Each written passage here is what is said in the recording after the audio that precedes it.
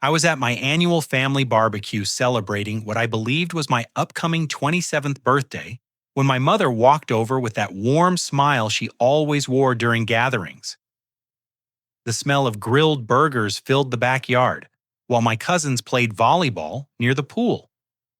"Louis, sweetheart, are you excited to turn 27 next week?" she asked, adjusting the picnic table decorations. I grinned back at her, feeling genuinely happy about reaching this milestone. "Absolutely, Mom. I finally feel like I'm becoming a real adult. But then my Aunt Sarah, who had been quietly listening while sipping her lemonade, suddenly choked on her drink and stared at us both with wide eyes. "Wait a minute," she said slowly, setting down her glass with shaking hands. "Didn't Louis just turn 28 last month?" The backyard went silent except for the distant sound of children splashing in the pool. My mother's face drained of color as she processed Sarah's words, while other family members began gathering around our table with confused expressions. My Uncle Frank pulled out his smartphone and started scrolling through photos, while my cousin Beth whispered something to her husband that made him look at me with concern. "That's impossible," I stammered, feeling my heart begin to race. "I remember my 26th birthday party at the bowling alley. That was last year. This is 27. But as the words left my mouth, doubt crept into my voice like poison spreading through my veins.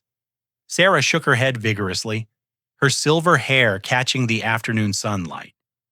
"No, Louis. We celebrated your 27th birthday right here in this same backyard last July. You blew out 27 candles on that chocolate cake your mother made. I remember because you complained about getting older and said you felt like you were running out of time." My younger brother Jake, who had been grilling hot dogs near the fence, walked over with the spatula still in his hand. His usual carefree demeanor had been replaced by something I had never seen before: genuine worry. "Louis, man, you've been acting really weird for the past few months. Mom and Dad have been talking about it. You became super distant, stopped returning calls, and whenever we asked you about work or your girlfriend Emma, you'd change the subject completely." Emma. The name hit me like a physical blow, but I couldn't place why. I knew that name meant something important, but when I tried to focus on it, my thoughts became fuzzy and scattered. "Who's Emma?" I asked, and the look of shock that crossed Jake's face made my stomach clench with dread. "Dude, Emma's your fiancée. You've been together for almost 3 years. She was here for the 4th of July barbecue just 2 months ago." Jake's voice rose with each word, and other family members began murmuring among themselves, their conversations creating a buzz of anxiety that made my head spin. I pulled out my phone with trembling fingers and scrolled through my photo gallery, searching for any trace of this missing year. The images jumped from my 26th birthday celebration straight to recent pictures of me alone at various locations around town. There were no photos of any girlfriend, no pictures from a 27th birthday party, and no memories of the events my family described. My hands shook as I opened my banking app, dreading what I might find. The transaction history showed months of activity. I couldn't remember payments to vendors. I'd never heard of large cash withdrawals and recurring charges to something called Holloway Neurological Services. The amounts were substantial, totaling thousands of dollars that had apparently come from my savings account. "I need to go home," I announced suddenly, standing up so quickly that my chair toppled backward onto the grass.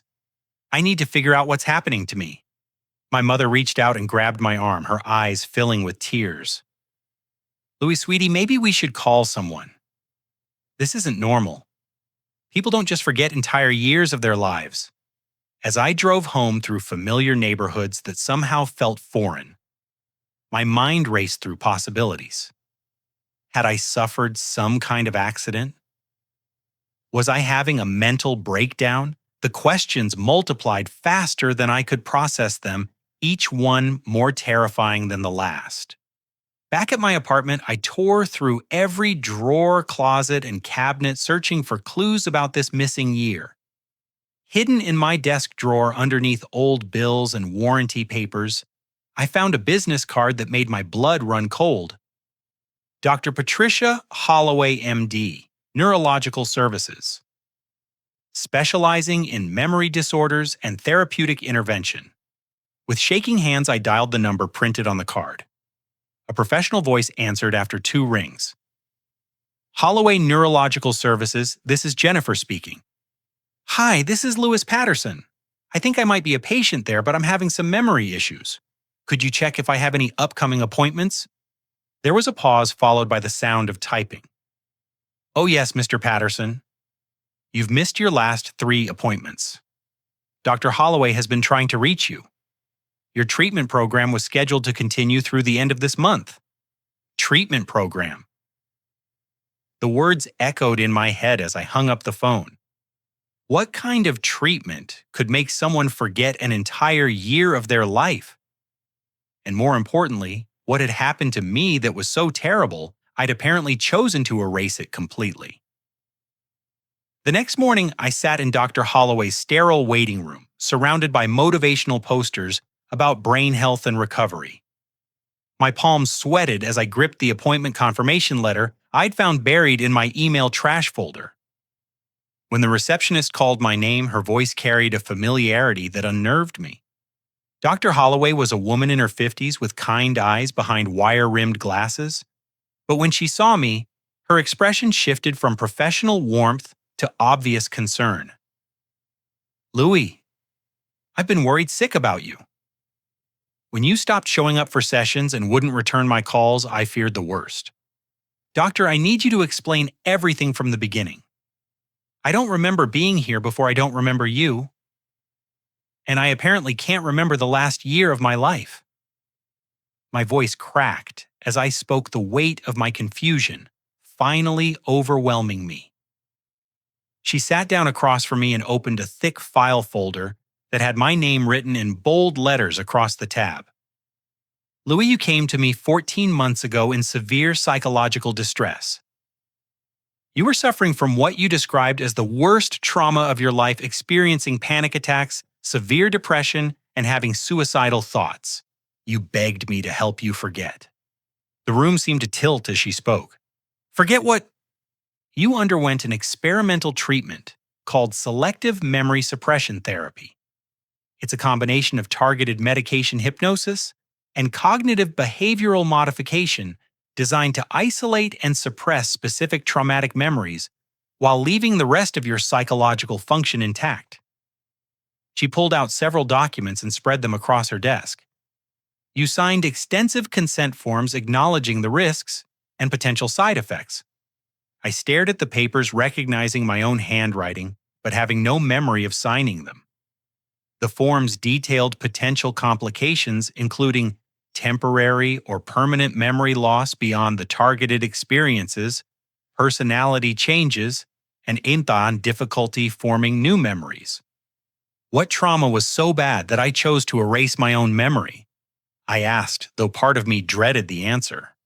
Dr. Holloway flipped through her session notes, her expression growing more troubled with each page. You were very specific about wanting to forget everything related to your wedding day and the events leading up to it. You said you'd rather lose pieces of yourself than continue living with the pain of what happened. Wedding day. The phrase hit me like a physical blow, and suddenly I felt nauseous. I was getting married. Before she could answer, there was a sharp knock on her office door. The receptionist peeked in with an apologetic expression. Doctor, I'm sorry to interrupt, but there's a young woman here who says she needs to speak with Mr. Patterson urgently. She seems very upset. Through the small window in the door, I could see a blonde woman pacing in the hallway, tears streaming down her face. Even though I couldn't remember her, something deep in my chest recognized her presence before my mind could catch up. That's Emma, Dr. Holloway said softly. Your fiancée. She's been calling here for months, begging me to reverse the procedure. Emma burst through the door before anyone could stop her, her green eyes blazing with a mixture of anger and heartbreak that took my breath away. She was beautiful in a way that seemed familiar, like a song you've heard 1,000 times but can't name. Louis, what have you done to yourself? She demanded, her voice breaking. How could you just erase me like I never existed? How could you erase us? I stared at her, desperately searching my mind for any trace of recognition, any spark of the love that had apparently existed between us. I'm sorry, but I don't remember you. I don't remember any of this. She laughed bitterly, wiping tears from her cheeks. Of course you don't. You chose to forget the most important relationship of your life because you couldn't handle the truth about what really happened. Emma, please, Dr. Holloway interrupted. This is exactly why I recommended against the procedure. The mind isn't meant to have holes punched through it like this. Emma reached into her purse and pulled out a small velvet box, throwing it onto the doctor's desk, where it landed with a soft thud. You want to know what you forgot, Louis? We weren't just dating. We were engaged. You proposed to me on New Year's Eve with this ring, and we spent 8 months planning our perfect wedding. I picked up the box with trembling hands and opened it to reveal a stunning diamond ring that must have cost months of my salary. The sight of it triggered a sharp pain behind my eyes, like my brain was trying to remember something it had been forced to forget. The wedding was supposed to be the happiest day of our lives. Emma continued, her voice dropping to a whisper. But instead, it became the day that destroyed everything we'd built together. And instead of fighting for us, instead of working through it together, you chose to pretend none of it ever happened. She turned toward the door, then stopped and looked back at me one more time. The worst part is that you don't even remember why you fell in love with me in the first place. You don't remember our first date, our first kiss, or the night you told me you wanted to spend the rest of your life with me. You took all of that away from both of us. As the door slammed behind her, I sat in stunned silence, holding the engagement ring and trying to comprehend the magnitude of what I had apparently done to myself and to her. Dr. Holloway watched me with professional concern, but I could see the personal disapproval in her eyes. Can you reverse it? I asked finally. Can you bring back my memories? She shook her head slowly. The treatment you underwent was irreversible by design. You specifically requested that we make it impossible for you to change your mind later. You said you never wanted to risk remembering whatever happened on that wedding day. But as I left her office that afternoon, clutching the engagement ring in my pocket, I realized that forgetting might have been a bigger mistake than whatever I had been trying to escape. The pain of not knowing who I used to be was becoming worse than any trauma could have been. Over the next several days, I became a detective investigating my own life. My apartment, which I had thought was simply minimally decorated, now revealed itself as deliberately stripped of memories. Every photo, every memento, every trace of the relationship Emma described had been systematically removed and stored in boxes I found hidden in my closet. The contents of those boxes hit me like physical blows. There were hundreds of photos of Emma and me together, laughing at restaurants, hiking through state parks, cuddling on my couch during movie nights. We looked happy in every single picture, genuinely in love in a way that made my chest ache with longing for something I couldn't remember. I found wedding planning materials that documented months of preparation venue contracts for the Riverside Country Club catering menus from Milano's Italian restaurant and a guest list of nearly 300 people. The attention to detail was staggering. We'd planned everything from the color of the napkins to the specific songs for our first dance. But the most devastating discovery was a journal I had apparently kept during our relationship. Page after page documented my feelings for Emma. In handwriting I recognized as my own, but words I couldn't remember writing. I've never felt this way about anyone before. Emma makes me want to be a better man. I can't imagine my life without her. The final entry, dated just 3 days before the wedding, made my hands shake. Tomorrow I marry the love of my life. I'm the luckiest man alive. I called my best man Connor, whose number I found highlighted in my old phone contacts. When he answered, his voice immediately became tense. Louis, man, I wasn't sure I'd ever hear from you again. You basically disappeared after everything happened. Connor, I need you to tell me about the wedding. I need to know what went wrong. There was a long pause before he spoke, and when he did, his voice was heavy with reluctance. Are you sure you want to know? You seemed pretty determined to forget all about it when you left town afterward. I have to know. My whole life has holes in it, and I can't move forward without understanding what happened. Connor sighed deeply. All right, but this isn't going to be easy to hear. The wedding was supposed to start at 4 in the afternoon. Everything was perfect, the flowers, the music, the guests were all seated and waiting. You were nervous but happy, pacing around in the groomsmen's room and talking about how you couldn't wait to see Emma in her dress. So what went wrong? About an hour before the ceremony, Derek showed up at the groomsmen's room. He said he needed to talk to you privately about something urgent related to the business. At first I thought it was just cold feet, but then Derek started showing you photos on his phone. Derek. The name triggered the same painful sensation behind my eyes that Emma's had, but this time it was accompanied by a wave of nausea. Derek was my business partner, right? Yeah, your partner in Patterson and Walsh Construction. You guys had built that company from nothing over 5 years. Derek was like a brother to you, which made what he showed you that much worse. Connor's voice became strained as he continued. The photos were of him and Emma together, in bed, in her apartment. The timestamps showed they were taken just 2 weeks before your wedding. Derek had been having an affair with your fiancée, and he decided to tell you about it an hour before you were supposed to marry her. The room spun around me as the implications sank in. Why would he tell me right before the wedding? Why not earlier? That's what made it so cruel, man. Derek said he couldn't let you marry someone who didn't really love you. But the timing was calculated to cause maximum damage. 300 guests were sitting in that chapel the reception was paid for, and your entire family had flown in from across the country. I gripped the phone tighter, my knuckles turning white. What did I do? You completely lost it. I mean completely. You threw a chair through the window, punched a hole in the wall, and started screaming at Derek. But then you just broke down. You collapsed on the floor and started crying like I'd never seen a grown man cry before. It was heartbreaking. Did I confront Emma? That's where it gets even worse. When you stormed out to find her, she was in the bridal suite getting ready. She took one look at your face and just started sobbing. She didn't deny it, didn't try to make excuses.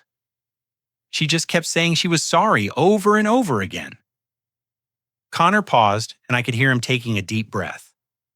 But here's the thing that really messed you up, Lewis. Emma said Derek had been blackmailing her. She said he had threatened to hurt her family if she didn't sleep with him, and that she was going to tell you everything after the honeymoon. She begged you to believe that she loved you and that the affair meant nothing. Did I believe her? I don't know what you believed. You were in shock. The whole thing was chaos. Guests were asking what was happening. The photographer was confused, and both families were trying to figure out what to do with 300 people and a reception that cost $30,000. The numbers hit me like another physical blow. $30,000 for a wedding that never happened, money that would have come from my savings account, the same account I'd found depleted by medical bills I couldn't remember incurring. What happened to the business? I asked, though I already suspected the answer wouldn't be good. Connor's voice became even more grim. That's where Derek really showed his true colors. While you were having what everyone thought was a nervous breakdown over the wedding disaster, Derek was busy handling the business side of things. He told all your clients and vendors that you were having mental health issues and couldn't be trusted to fulfill contracts. He took over the company. He did more than that. Over the next few weeks, while you were barely functional, Derek somehow got you to sign over your share of the business to him. I don't know what he told you or how he convinced you to do it, but suddenly Derek Walsh owned 100% of Patterson and Walsh Construction, and you didn't own anything. The betrayal was staggering in its completeness. Not only had Derek destroyed my personal life by having an affair with my fiancée, but he had also stolen my professional life and financial future. The systematic nature of it suggested planning that went back months, maybe years. Connor, there's something else. This is going to sound crazy, but I can't remember any of this. I underwent some kind of medical procedure to erase my memories of the whole thing. Jesus, Louis, I knew you were messed up after everything happened, but I had no idea you'd gone that far. That explains why you never returned any of my calls or texts. Do you know where Derek is now? What he's doing with the company? Last I heard, he was expanding big time. He's got contracts all over the state, and word is he's looking to sell the whole operation to some major corporation for serious money. He basically used your reputation and client relationships to build an empire, then cut you out completely. After I hung up with Connor, I sat in my empty apartment, surrounded by the remnants of a life I couldn't remember, trying to process the full scope of what had been done to me. The wedding day disaster wasn't just a personal betrayal, it was the culmination of a calculated plan to destroy everything I had built and steal everything I valued. But the most haunting part was Emma's claim that she had been blackmailed. If that were true, then both of us had been victims of Derek's manipulation, and I had chosen to forget not just the betrayal, but also the possibility that the woman I loved had been forced into it against her will. The thought that I might have erased the memory of someone who needed my help rather than my condemnation made me feel sicker than any of the other revelations. I had to find out the complete truth, even if it destroyed me all over again. The next morning, I drove to the offices of Patterson and Walsh Construction, which according to my GPS was now located in a gleaming new building downtown, rather than the modest warehouse space I remembered. A large sign reading Walsh Construction Solutions hung above the entrance with no mention of the Patterson name that had helped build the company from nothing. I parked across the street and watched employees come and go, recognizing several faces of workers who used to call me their boss. They looked prosperous and happy, completely unaware that their success had been built on theft and manipulation. Seeing Derek's stolen empire flourishing while I struggled to remember my own name filled me with a rage that made my hands shake.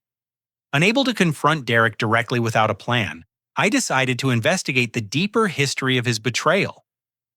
I spent the afternoon at the county courthouse pulling business records and incorporation documents that told a story far more sinister than I had imagined. The paperwork revealed that Derek had been systematically positioning himself to take over the company for nearly 2 years before my wedding disaster. He had slowly altered ownership agreements, changed banking authorizations, and modified contracts in ways that gave him increasing control over company operations.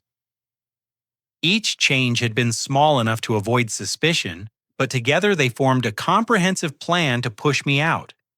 More disturbing were the loan applications I found that had been submitted in my name without my knowledge.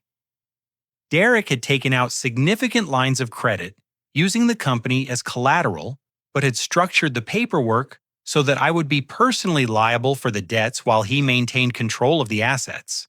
If anything went wrong, I would face bankruptcy while he kept the profitable parts of the business.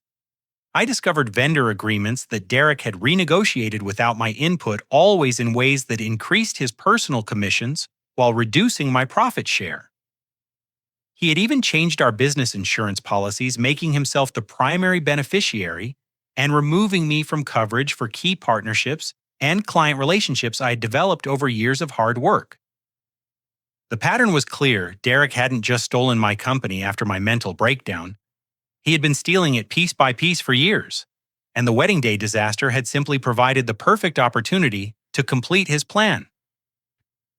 But the most shocking discovery came when I found a private investigator's report hidden in Derek's old desk, which I gained access to by pretending to be a potential client touring the facility.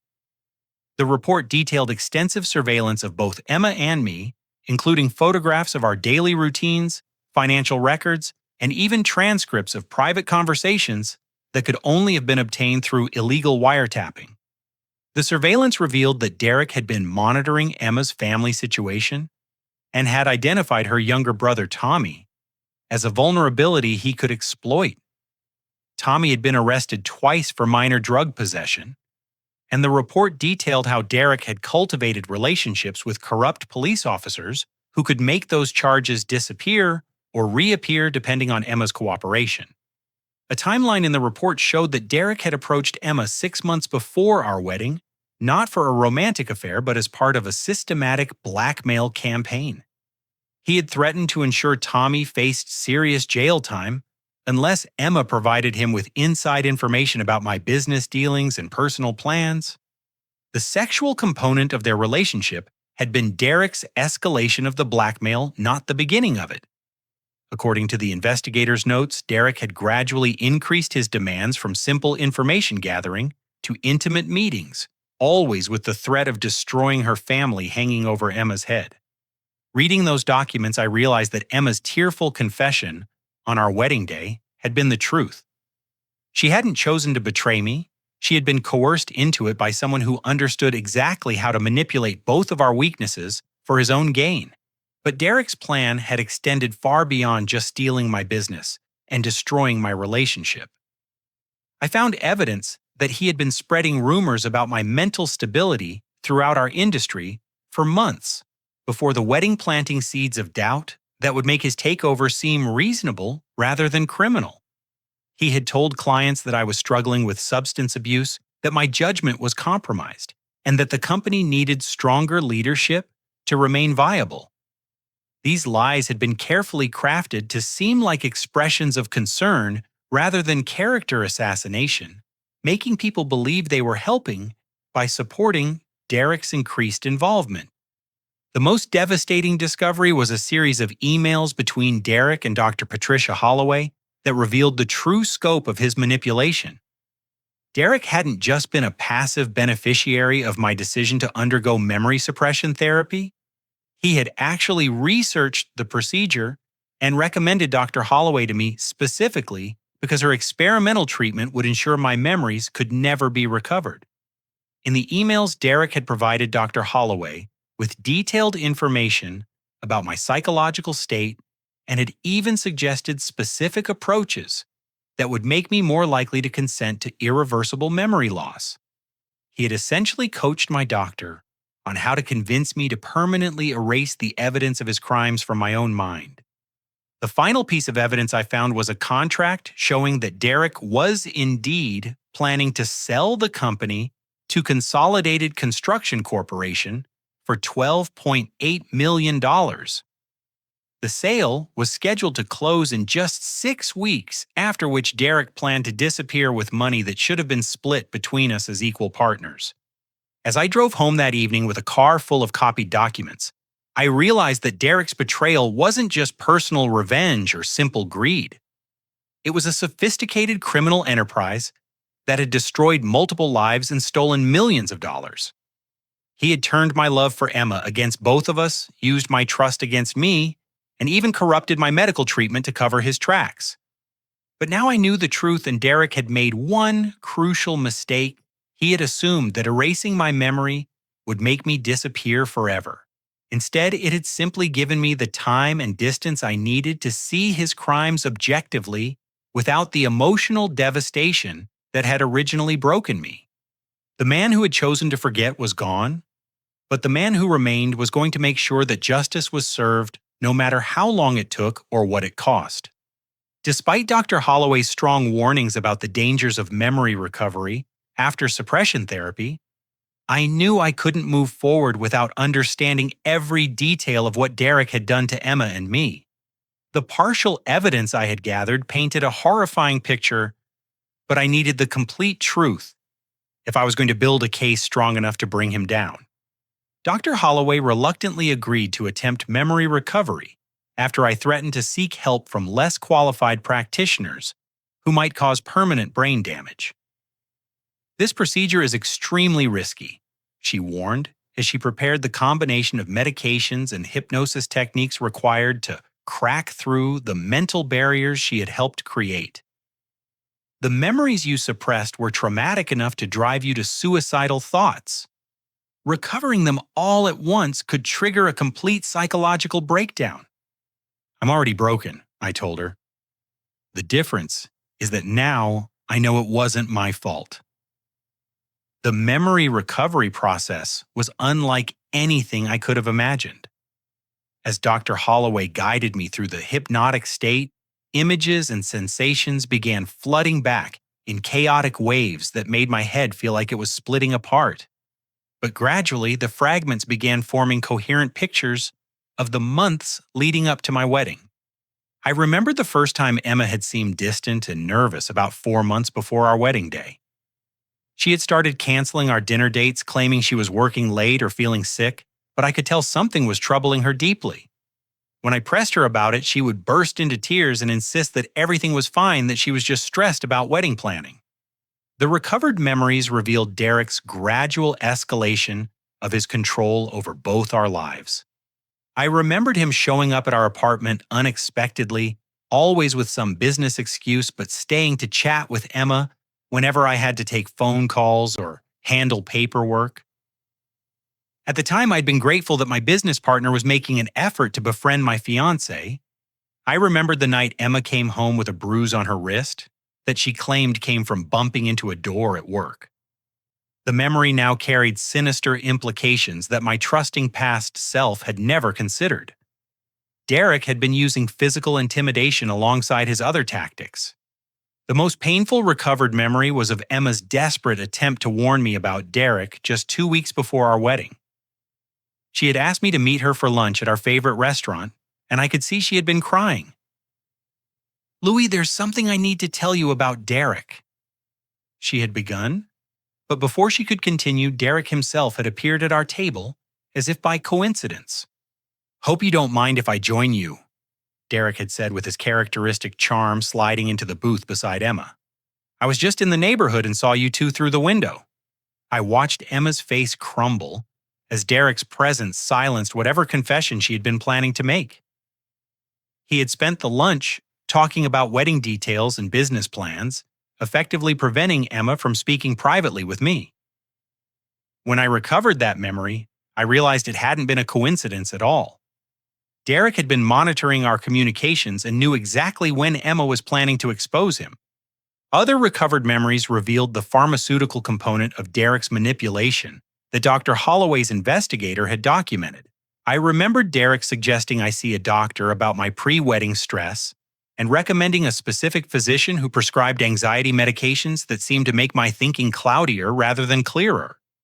The pills had made me more paranoid and emotionally volatile, which Derek then used as evidence of my declining mental stability when speaking to clients and employees.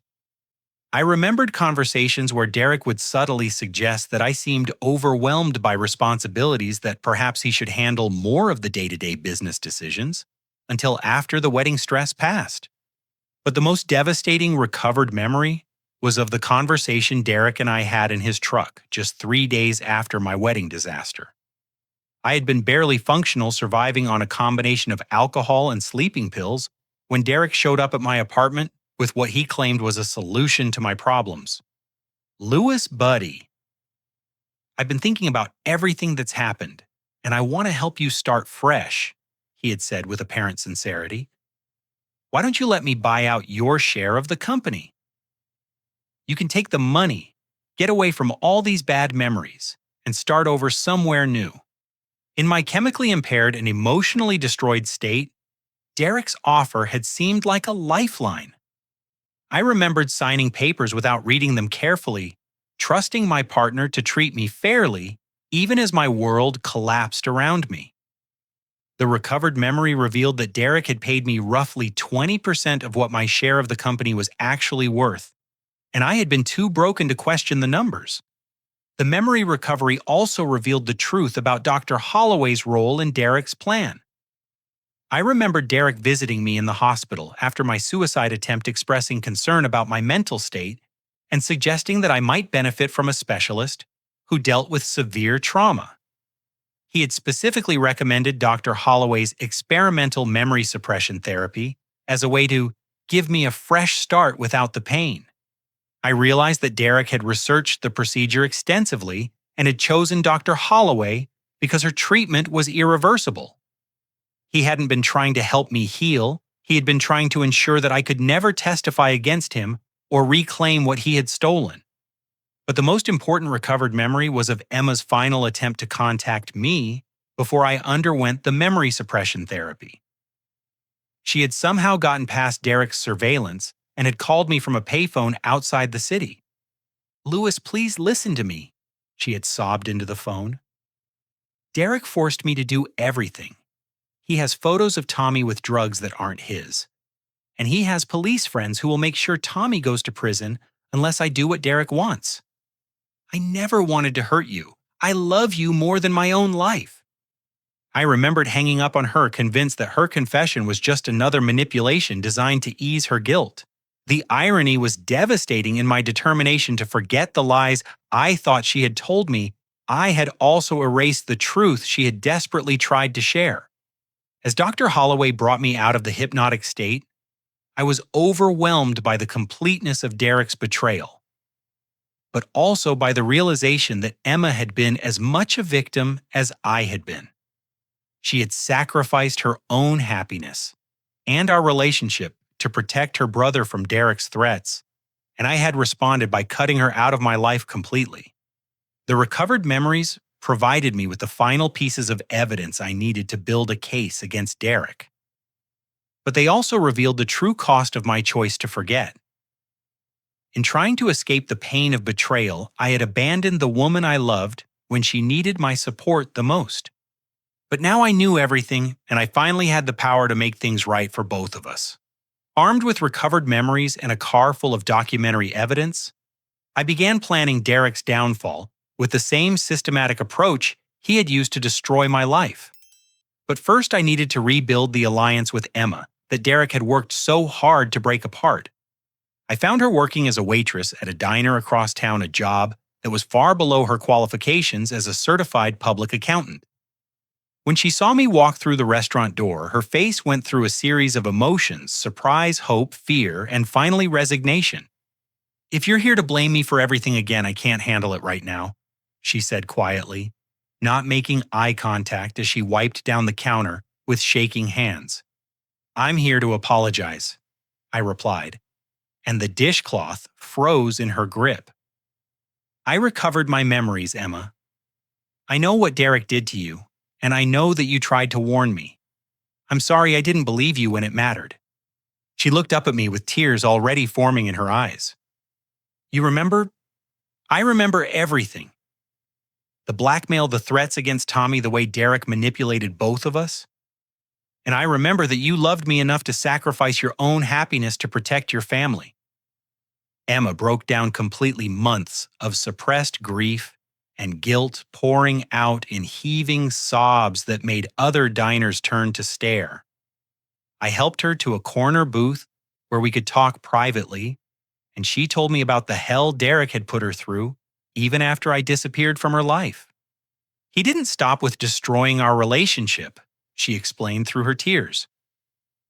"After you left town, Derek made sure I couldn't get work in my field. He spread rumors that I was unstable, untrustworthy, that I had stolen money from clients.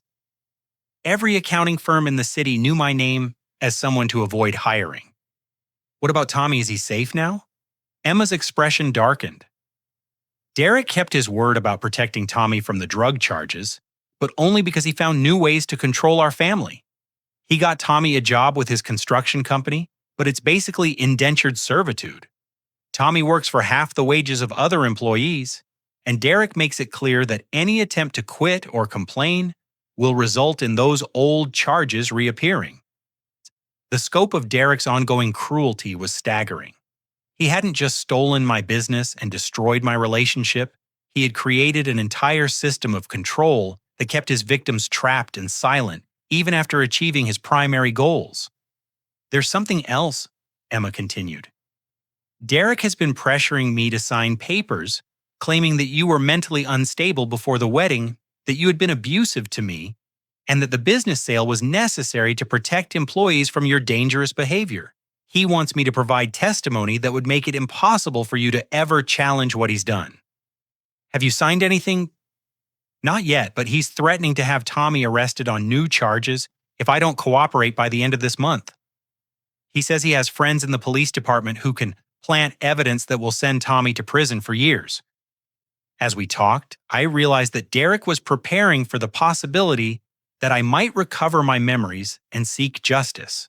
He was systematically destroying any credibility I might have while creating a paper trail that would paint him as a hero who had saved a company from an unstable owner. But Derek's elaborate planning also revealed a crucial weakness. He was so focused on controlling the narrative of the past that he wasn't adequately protecting himself from exposure of his current crimes. Over the following weeks, Emma and I worked together to gather evidence that would prove Derek's ongoing criminal enterprise. She used her accounting background to analyze the financial documents I had copied, revealing patterns of embezzlement and fraud that extended far beyond what had been done to me personally.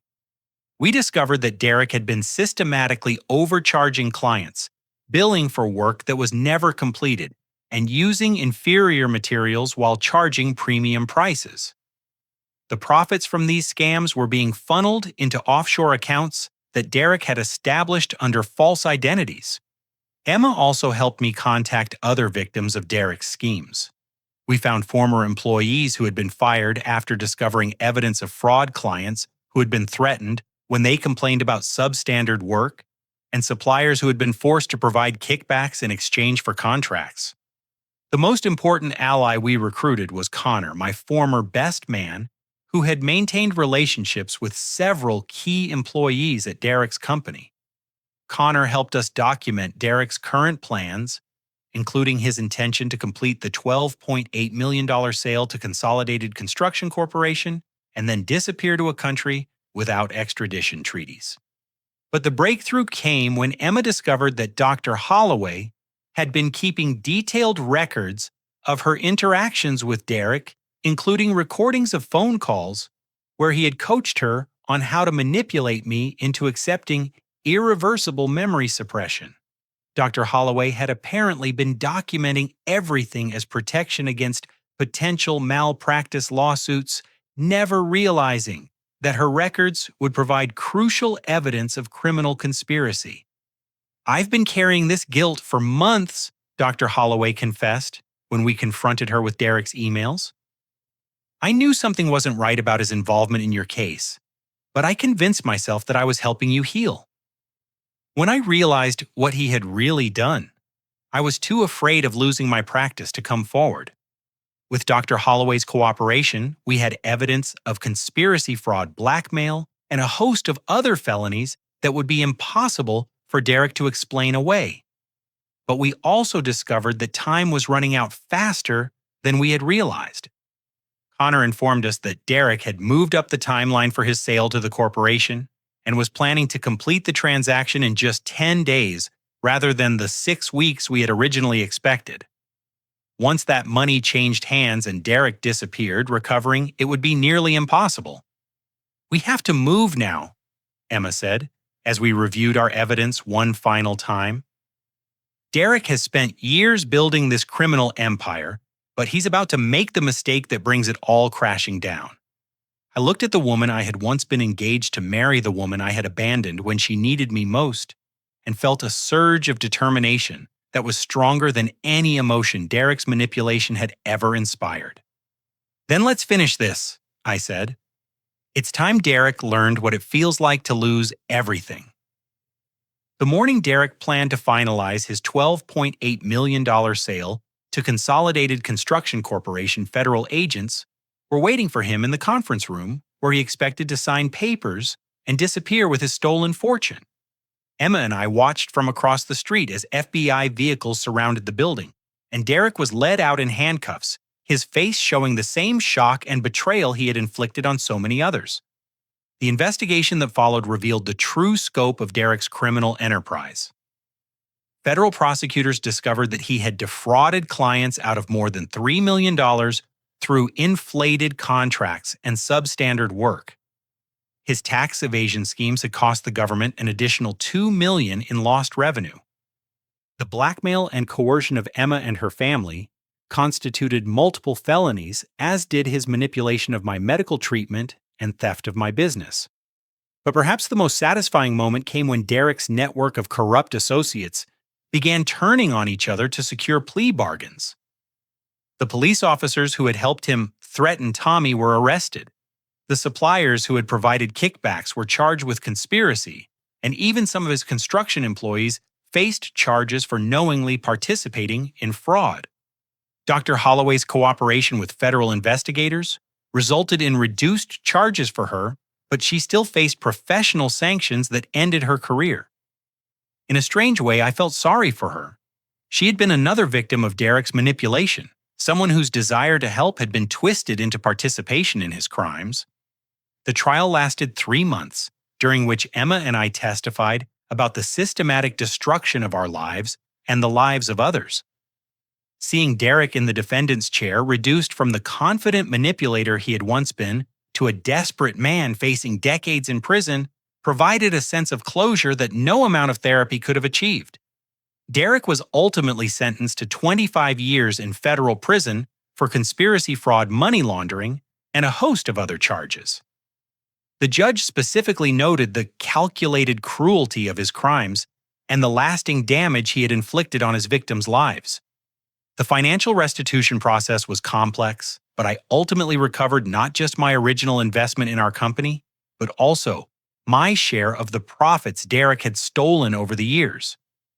The total amount, including damages, came to nearly $8 million more money than I had ever imagined possessing. More importantly, I was able to help Derek's other victims recover some of what they had lost. Tommy was cleared of all charges and received compensation for the wages Derek had stolen from him. Other employees who had been fired for discovering Derek's frauds were awarded significant settlements. Emma and I used part of the settlement money to establish a foundation that helps other victims of systematic fraud and manipulation. We discovered that Derek's methods were not unique. There are predators throughout the business world who use similar tactics to destroy lives and steal from those who trust them. The process of seeking justice together had gradually rebuilt the relationship Derek had worked so hard to destroy. Emma and I spent countless hours talking through what had happened to us, learning to trust each other again, and discovering that the love we had shared was stronger than the trauma that had separated us. 6 months after Derek's sentencing, I proposed to Emma again this time, with a new ring and a deeper understanding of what marriage really means. She said yes, but insisted that we take our time planning a wedding that would represent healing rather than the naive optimism of our first attempt. Our second wedding took place in my parents' backyard, the same location where I had first learned about my missing memories. This time only family and close friends were present, and the focus was on commitment rather than celebration. Emma's brother Tommy walked her down the aisle, symbolizing the family unity that Derek's threats had once endangered. As we exchanged vows, I thought about the journey that had brought us to this moment. The man who had chosen to erase his memories rather than face pain had been weak and scared. The man who had fought to recover those memories and seek justice had discovered strength he never knew he possessed. Dr. Holloway's experimental treatment had been designed to help me forget trauma, but in the end it had given me something more valuable, the distance and perspective necessary to see Derek's crimes objectively, and the determination to ensure that justice was served. The most profound lesson I learned was that some forms of pain are worth enduring because they lead to growth and understanding. By trying to forget my trauma, I had also forgotten my capacity for love, forgiveness, and resilience. Recovering those memories had been agonizing, but it had also restored my sense of who I really was. Emma and I now run a successful consulting business that helps other companies identify and prevent the kind of systematic fraud that Derek perpetrated. Our shared experience has given us unique insights into how predators operate and how victims can protect themselves. We also discovered that our trauma had made us stronger as a couple. Having survived the worst that manipulation and betrayal could inflict, we now face normal relationship challenges with confidence and communication skills that many couples never develop. As I finish telling this story, Emma and I are preparing for the birth of our first child, a daughter we plan to name Hope. The symbolism isn't lost on either of us. She represents the future we almost lost to Derek's cruelty and the new beginning that justice made possible. The most important thing I want people to understand from our experience is that recovery from systematic abuse and manipulation is possible, but it requires courage to face painful truths rather than running from them. Memory might be imperfect, but it's also the foundation of identity and the key to learning from experience. I also learned that love can survive almost anything if both people are willing to fight for it. Emma and I lost each other for a while, but we found our way back because we chose to believe that what we had built together was worth saving. Have you ever faced a situation where someone you trusted betrayed that trust in a way that changed everything about your life? How did you find the strength to move forward and rebuild what was taken from you? I'd love to hear your stories in the comments below. And if this story resonated with you, please give it a like and share it with others who might benefit from knowing that recovery and justice are possible even in the darkest circumstances. Thank you for taking this journey with me, and I hope that whatever challenges you're facing, you'll find the courage to seek the truth and fight for the life you deserve. Remember that healing takes time, but it's always worth the effort when it leads you back to the people and dreams that truly matter. Don't forget to subscribe for more stories about overcoming betrayal, finding justice, and rebuilding stronger than before. Until next time, keep believing that your story can have a happy ending, no matter how dark the middle chapters might seem.